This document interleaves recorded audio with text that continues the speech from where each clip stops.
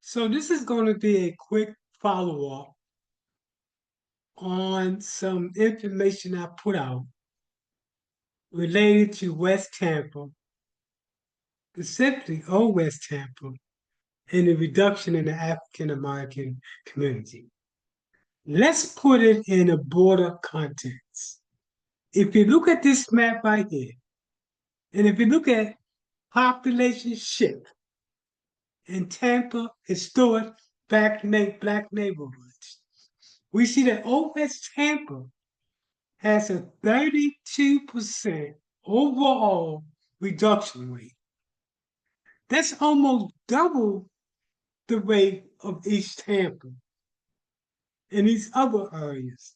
The only area that comes even close to those numbers in West Tampa is the Scrub and Central Avenue. These numbers represent a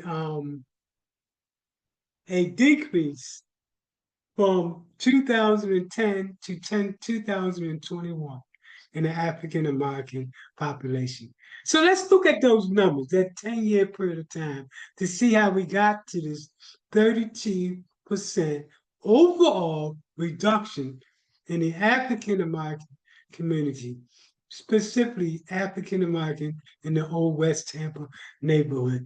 The West Tampa community as a whole has seen a decrease in African American, but specifically the Old West Tampa area in the West Tampa community. Give me a second while I come out of this and go into the other numbers. Okay, let's look at it from the perspective of over the period of 2010 to 2020, Old West Tampa in Pacific.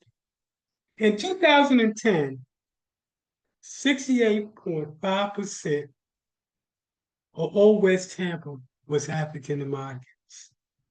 In 2020, that number shrank down to 34.5%. The Hispanic community, while they did grow a little from 23 to 26, the most significant populations of new movements is whites.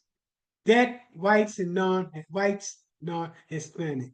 They went from 8%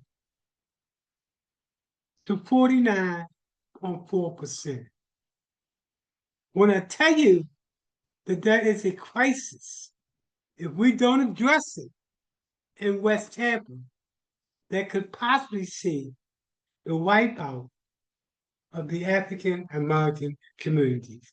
So what did I do? I ran the numbers. I asked AI what would happen in terms of the rate of gentrification if 3% of people were being replaced in West Tampa or displaced in West Tampa over a 5-year period of time. Let's look at those numbers.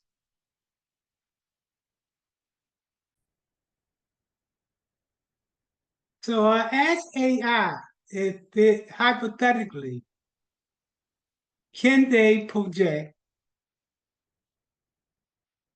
the annual rate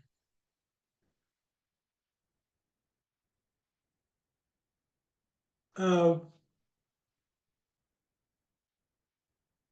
the African American in West Tampa? That is, what if the annual rate was 3% of people being displaced in West Tampa due to the high cost of living? Let me ask, this is what they say.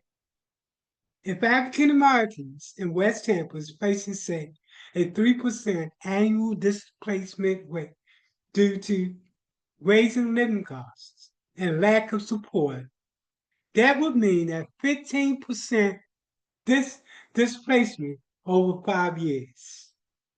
Then it goes on to caution that a lot of factors is to take into consideration. But let's assume this hypothetically is correct. And I do question that 3% annual rate of displacement placement is very, very low. I would say high as 6%. And I base it on the current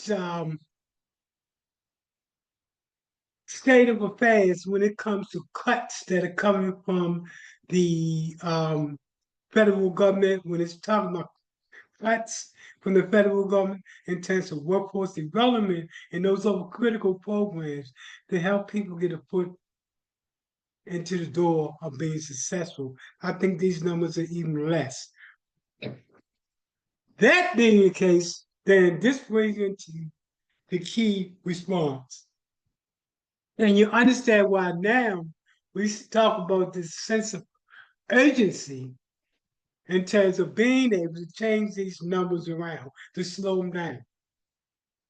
And our solution is the Technology, Wealth Building, and Job Curation Center.